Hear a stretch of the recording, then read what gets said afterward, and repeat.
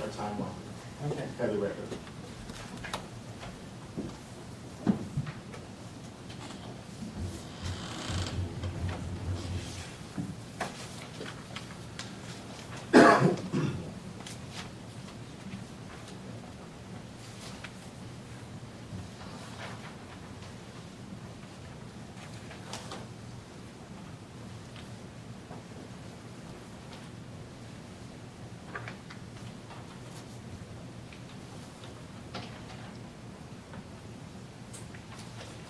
Good afternoon, Senator Edgecombe, Representative Hickman, and distinguished members of the Committee on Agriculture, Conservation, and Forestry.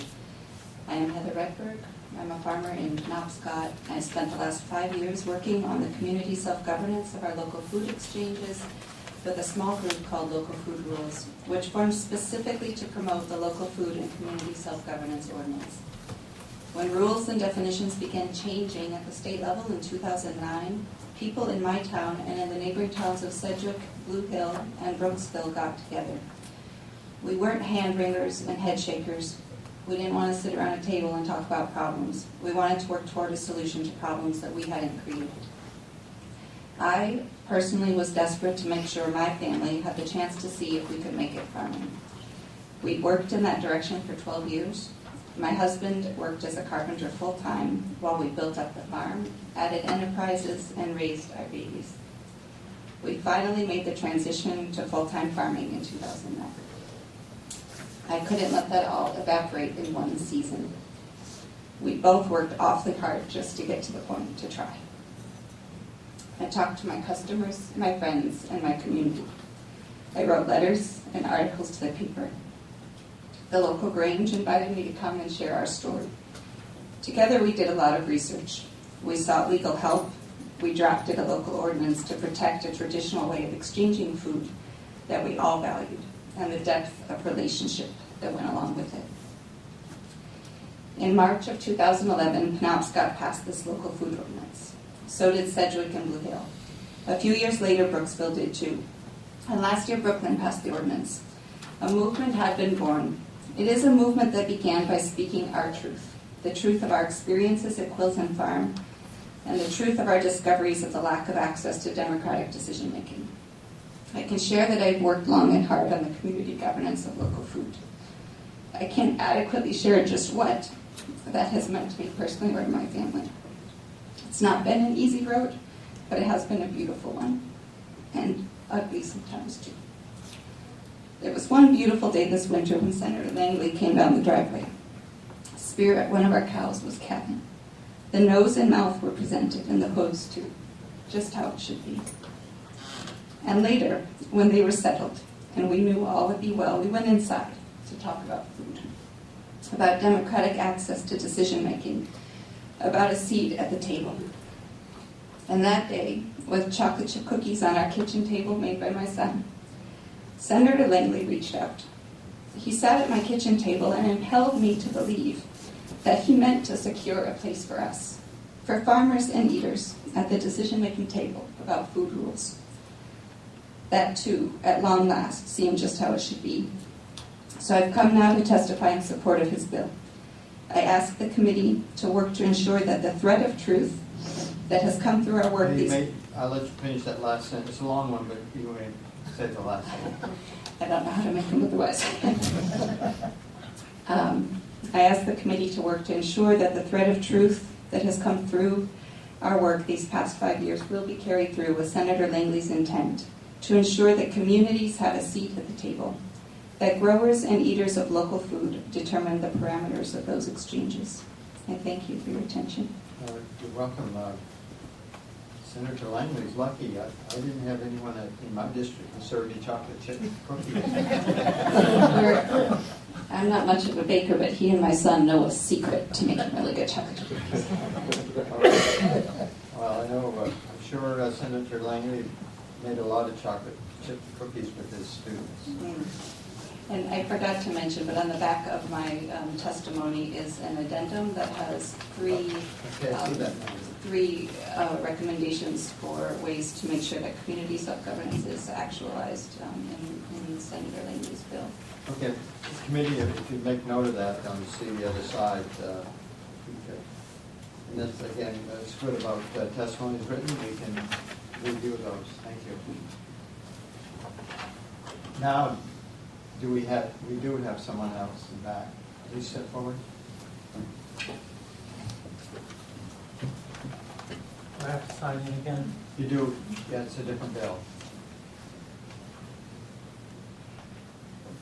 Okay, did you change the sheets, Kathy, on the sign-in? Yes. Yeah. Alan Wilbury again here, Hope, Maine. Members, greetings. I think local farming is the hardest occupation there is in the world. I think we're very fortunate we have people who want to do it. And when I say hard, I'm an ex-king crabber from the Bering Sea. And I think these people, I'm so honored to be in a room with local farmers. When they say, or when we hear, support the local troops, these are who I'm thinking of. And if the local farmer loses to big ag, I believe freedom is going to go from the world.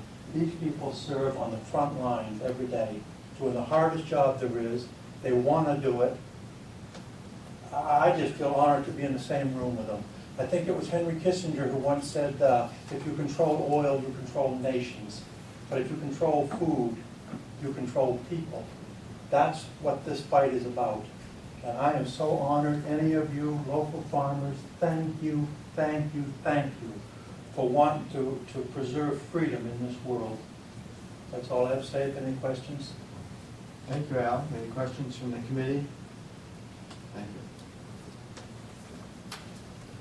It looks like a wrap-up testimony. And if that's the case, LV 1376 is closed.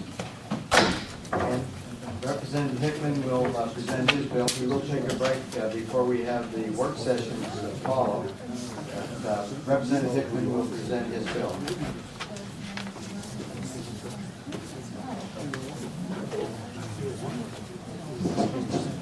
Thank you, Senator Exner, and distinguished members of this great committee, the Joint Standing Committee on Agriculture, Conservation, and Forestry. My name is Craig Hickman. I'm presenting today LD 1291, an act to promote food self-sufficiency for the people of the state.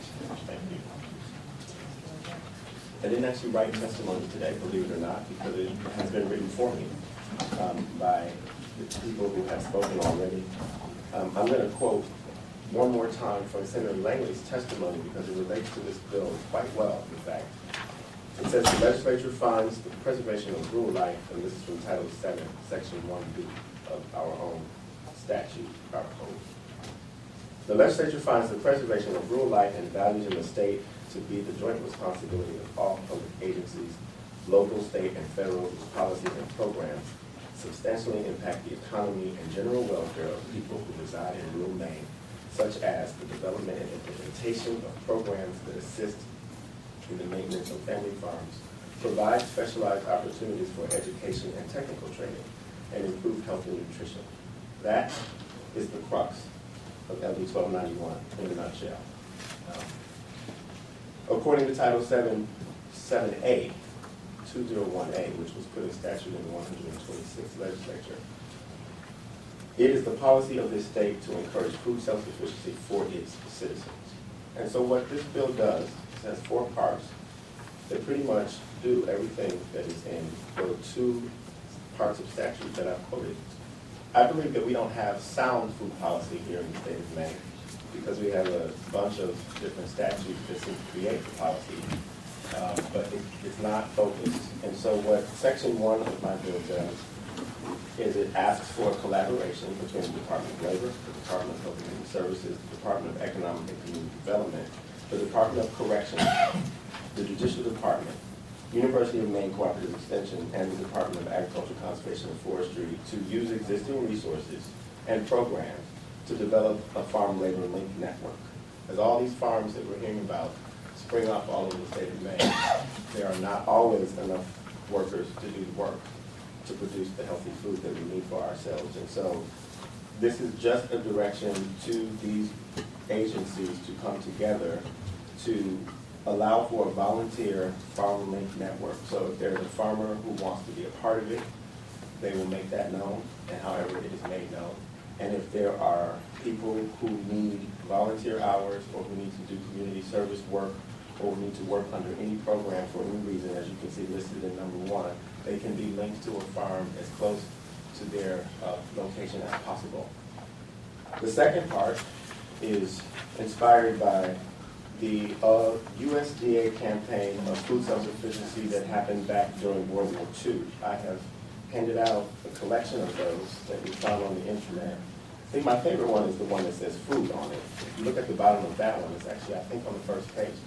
It was developed by the U.S. Food Administration, if you can see that in fine print, which I find interesting because that was before it was the U.S. Food and Drug Administration. So somehow, somewhere along the way, we thought it was a good idea at the federal level to put drugs in food.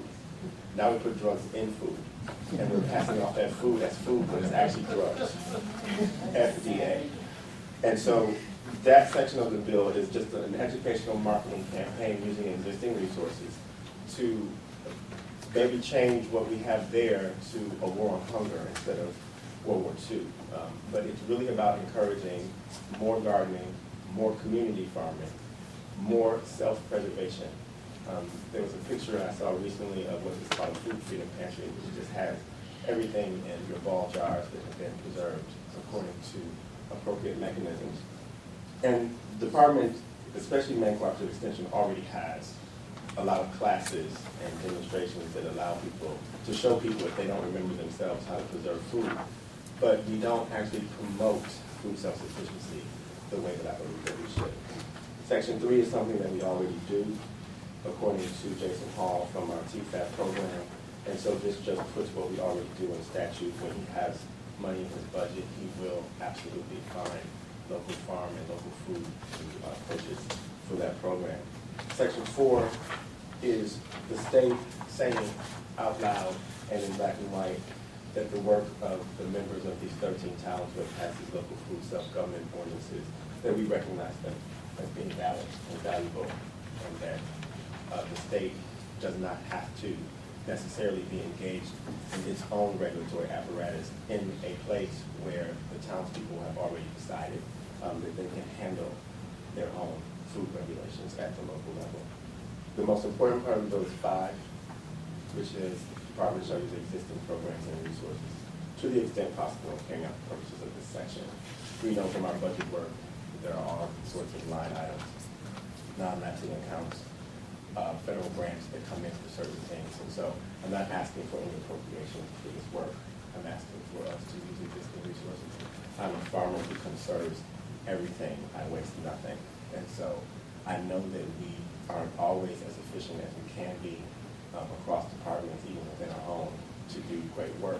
And I just want to encourage that in statute and put a little direction behind it. So enjoy the posters for World War II. And I'm finished. Any questions for Representative Hickman? Thank you. Yeah, thank you. Oh, I could say that I would like for you to pass the bill.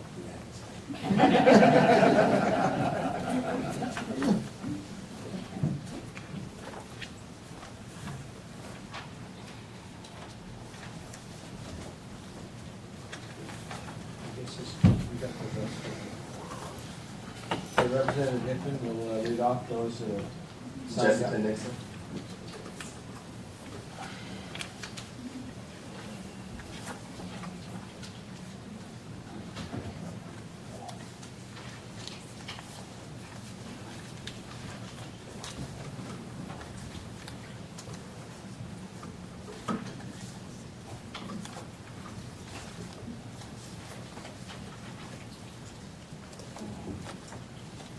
Senator Edgecombe, Representative Hickman, honorable members of the committee, good afternoon again. My name is Jessica Nixon. I'm here representing DACF, Division of Agricultural Resources Development, to testify neither for nor against this bill. The department supports the farm labor wing component of this proposed legislation due to the concerns we hear from various sectors of the industry who struggle to find seasonal or skilled farming labor. As is shown in the increasing number of farms, an increase of 12% from 2002 to 2012, farming in Maine is growing in all size categories. Over the same time span, there have also been nearly 15% increase observed in employment in agriculture in both crop and animal production, as listed by the Maine Department of Labor website Research Center. We would expect that growth in agriculture will continue and will increase the need for seasonal and skilled labor, a method, or in this case a network, which aids the agricultural industries in identifying labor sources, sets a platform for training, and aligns resources for workers with employment needs, would be of great value as we face continued and welcome growth. There are multiple programs currently in place that are trying to help with the issue of access to labor. Educational curriculum for agricultural and agricultural supported industries has recently offered job seekers more options for training and skill development. The department would be happy to continue to serve the agricultural industries and future job seekers by helping to refer workers to programs that are available here in Maine in order to align them with skills that the industry is seeking. This legislation will have marketing-related costs. However, the department feels that the collaboration among the network members is important and will help to fill the needed labor resource gap that we hear about from constituents.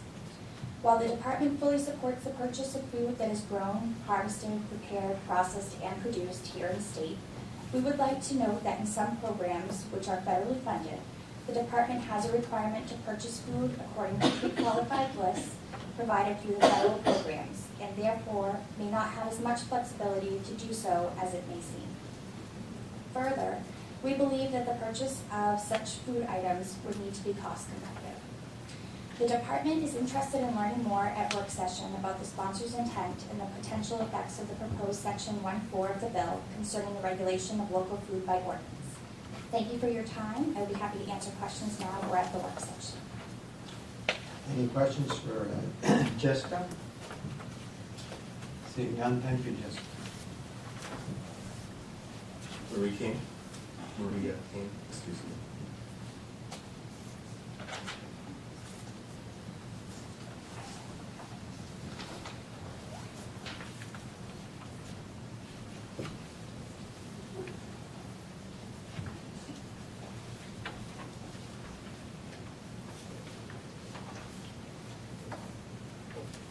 You got ahead of Mr. King this time.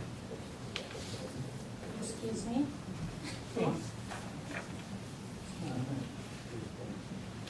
You got to testify before Mr. King. Yeah. He opted out.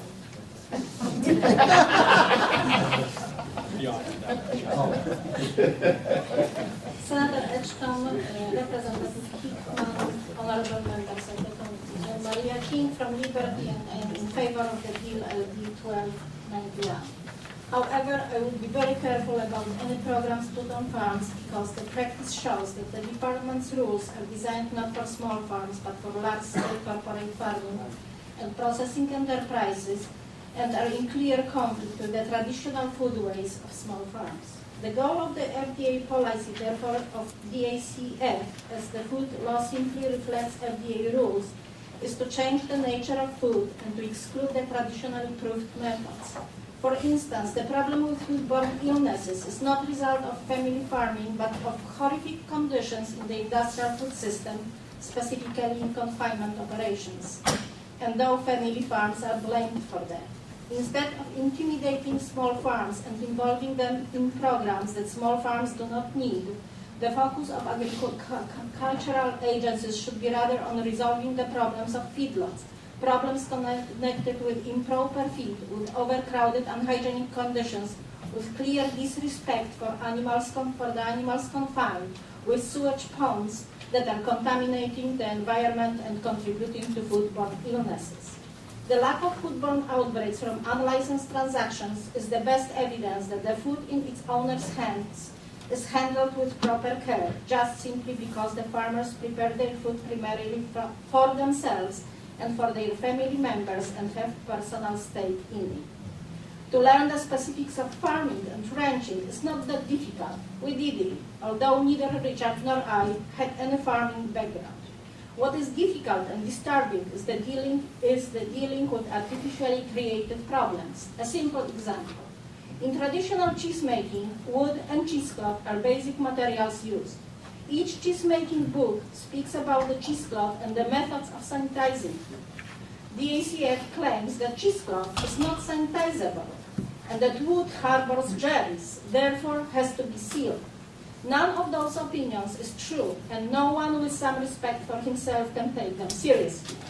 Wood naturally fights pathogens, which was known already to the writers of the Bible. There is no other material in the whole vast world that has better antibacterial properties than wood, and though the FDA wanted to ban even the wooden boards in cheesecakes last year, another basic problem with cheese making is that a farmer who seriously practices the traditional food ways and the municipal ordinances are all about re-establishing traditional food ways would not accept making cheese from pasteurized, heat-treated milk. I could not imagine the ACF stepping back from that.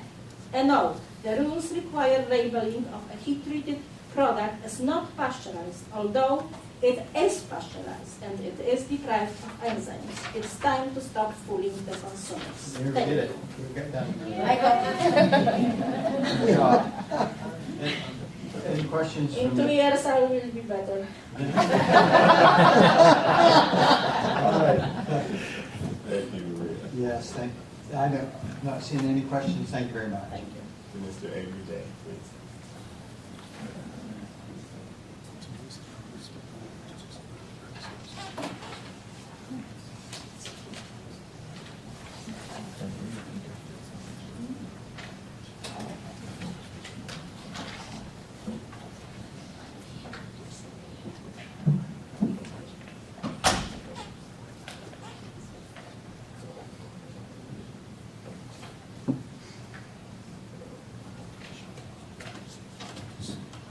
Good afternoon, Senator Edgecombe, Representative Hickman, members of the committee. I'm Avery Day, Senior Policy Advisor in the Governor's Office. Forgive me, this is the first time I've testified in this role. I'm testifying neither for nor against LD 1291 this afternoon, and my comments are pretty limited to the portion of the bill related to the Farm Labor Link Network. The administration is interested in the idea of connecting Mainers to employment in the agricultural sector and otherwise.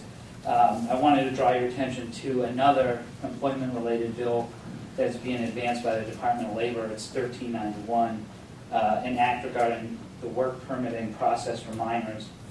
This opens up work opportunities for teens, including work in the agricultural sector, and that's why that came to mind in relationship to this bill.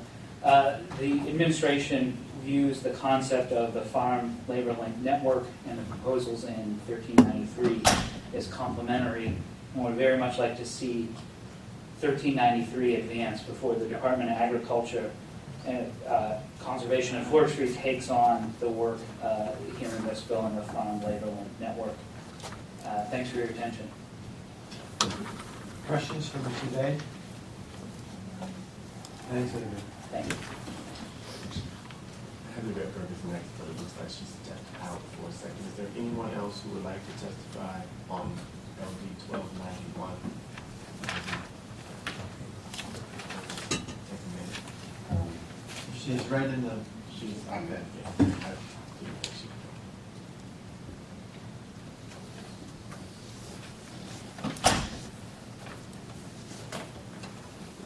That was a short 3 minutes we just had.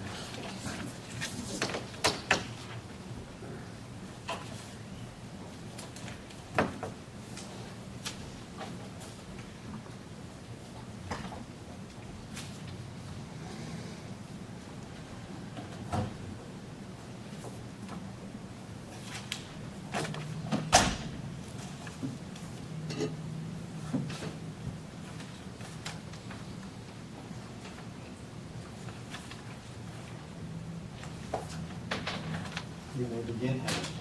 Thank you. Senator Edgecombe, Representative Hickman, and distinguished members of the Committee on Agriculture, Conservation, and Forestry. My name is Heather Redberg. Before today is over, I will have told you all sorts of stories about who I am and what I do. I will have shared my many words with you. LD 1291 inspires me to share more poetic words with you all today. When policy inspires, I think it is incumbent on those of us who support it to work to inspire your support. And LD 1291 inspires me. It inspires me because of all that takes place in an individual who is food self-sufficient, for all that takes place in a community that is food self-sufficient, and all that can take place in a whole region and a whole state when we are food self-sufficient.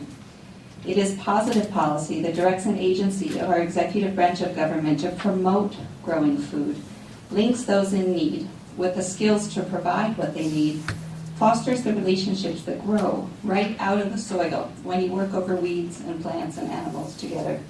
It is a bill that offers space and opportunity for resilience. Most of my words aim to address you with reason and sensibility. These words that I will share with you now aim to get at the heart of what inspires me about LD 1291. It is a poem called Perhaps the World Ends Here by Joy Harjo. The world begins at a kitchen table. No matter what, we must eat to live. The gifts of earth are brought and prepared, set on the table. So it has been since creation, and it will go on. We chase chickens or dogs away from it. Babies teethe at the corners. They scrape their knees under it. It is here that children are given instructions on what it means to be human. We make men addict. We make women. At this table, we gossip. We call enemies and the ghosts of lovers. Our dreams drink coffee with us as they put their arms around our children. They laugh with us at our poor falling down selves, and as we put ourselves back together once again at the table. This table has been a house in the rain, an umbrella in the sun. Wars have begun and ended at this table. It is a place to hide in the shadow of terror, a place to celebrate the terrible victory. We have given birth on this table and have prepared our parents for burial here. At this table we sing with joy, with sorrow. We pray of suffering and remorse. We give thanks.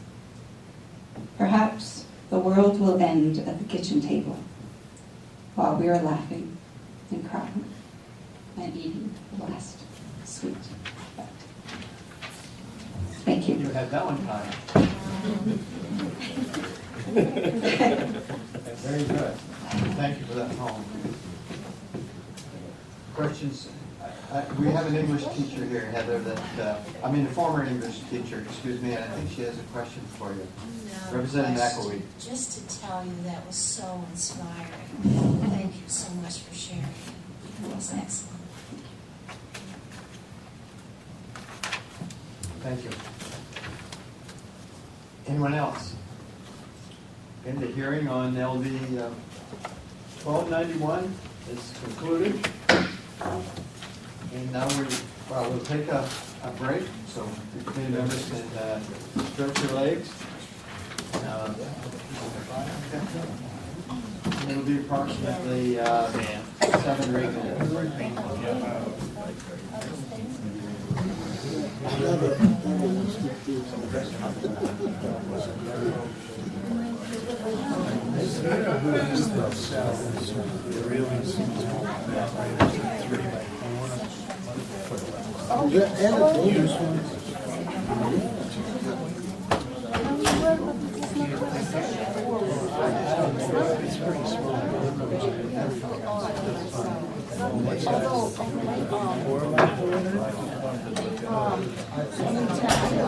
Well, that's right. I don't think we're going to do that.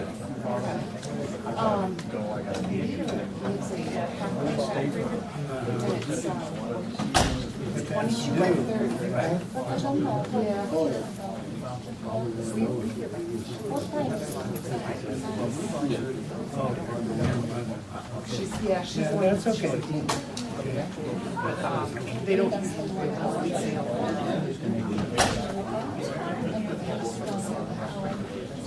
Right.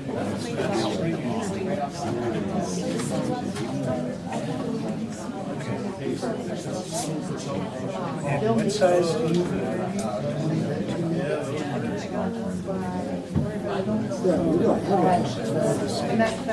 Right.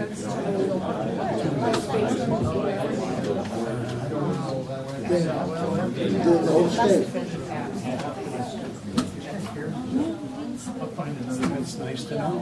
Thank you very much. Thank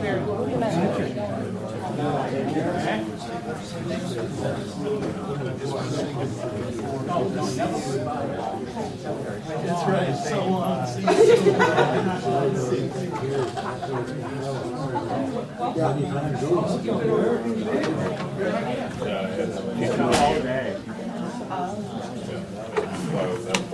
Well, there's no chips. I mean, they're milk round the clock. Back in, you guys set me off. They only shut them today, we shut down. Yeah, that's it. Yeah. You know, the cleaning system. This time, there's no flow anymore. Round the clock.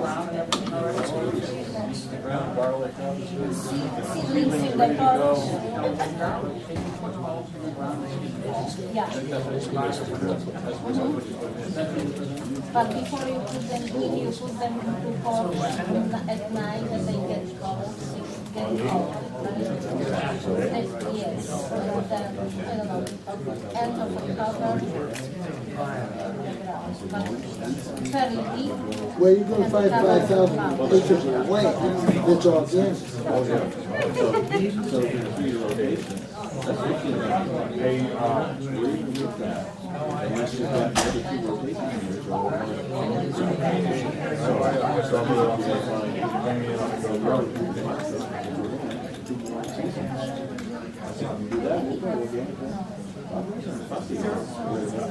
Yeah.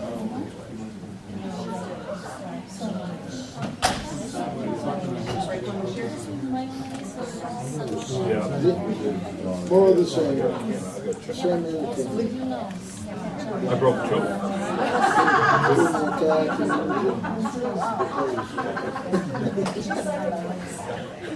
I hear you.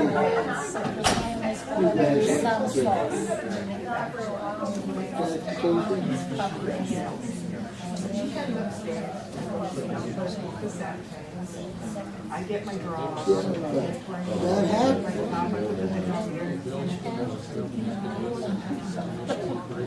Water inside. Here's the thing, when I check the garbage, you don't want to get way over it. I had an old one. I had an old one. Just one acre. Too many. And I got a sap one right there. It's soft like. Put it dead. You did.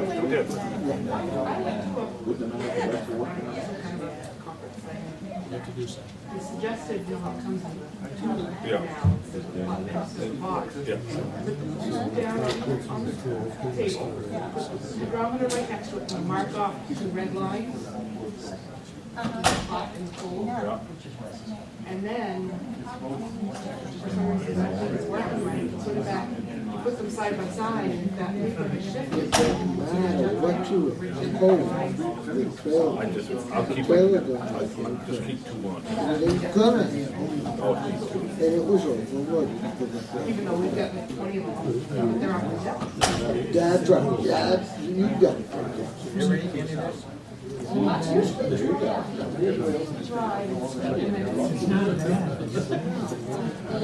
Accidents are gonna happen time began. We're all gonna get there. One of these days, we're all good. That's right. Time is, I gotta go to a Maple meeting. That's right, so we're gonna have to. I got I still got all my stuff together for Joanne. 3 hours.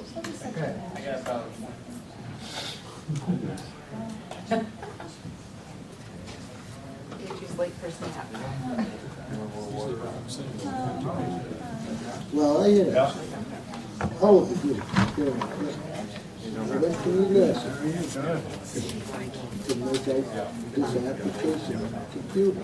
But the old women weren't gonna have that happen because they needed entertainment.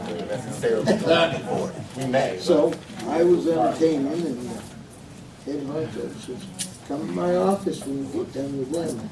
I'll make it easy. I snuck out like 10 minutes. You got it all made up. You've already told me that, you gotta make this out. We want it. I get an email last night. That's just to let you know, folks, that we're gonna be at caucus for a few moments. And I didn't qualify. Because I didn't have a CNA license. Huh? Yeah, so now I don't know what to do. They've already told me that. The one in the whole organization, and it don't matter where you go through things. You gotta have it. Yeah, but the HR department.